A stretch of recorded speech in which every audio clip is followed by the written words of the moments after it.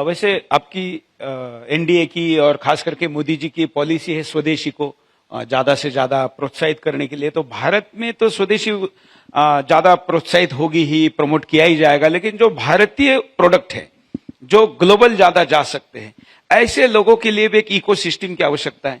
हम देखते हैं कि भारत में खास करके यूएस जैसे देश है या चाइना जैसा भी देश है, वो अपने यहाँ के उद्योगपतियों को ग्लोबल मार्केट में साम दाम दंड भेद सब करवाता है और लॉन्च करवाता है, सपोर्ट करवाता है।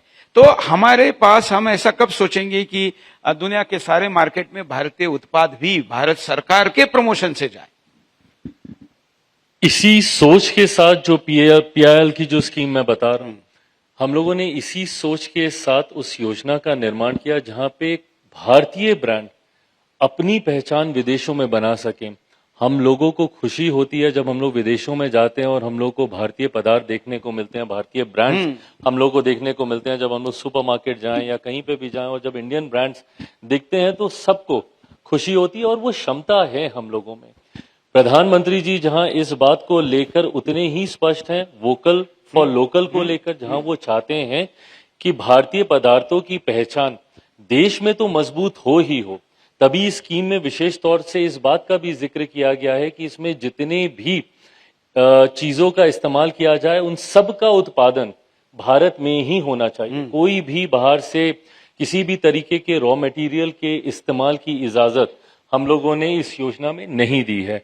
ऐसे में किसानों के साथ जुड़कर बैकवर्ड लिंकेजेस उनके साथ कर ना सिर्फ हम लोग किसानों की भी मदद करते हैं, उनको नई टेक्नोलॉजी के बारे में जानकारी मिलती है, अपनी क्वालिटी को वो बहुत ज्यादा इंप्रूव कर सकते हैं, साथ ही में प्रोडक्शन को कैसे इंक्रीज किया जा सके उसकी जानकारी भी इन इंडस्ट्री लीडर्स के माध्यम से बैकवर्ड लिंकेजेस की सोच में उन लोगों को, किसानों को दी जाती है।